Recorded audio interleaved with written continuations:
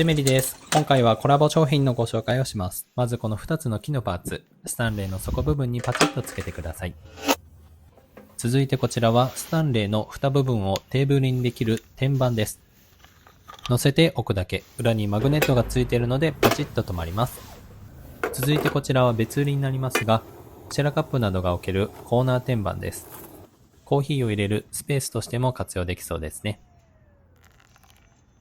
スタンレーランチボックスの可能性を広げるこちらの商品、木製キャンプギア、きなこまクラフトさんのオンラインスターをチェックしてください。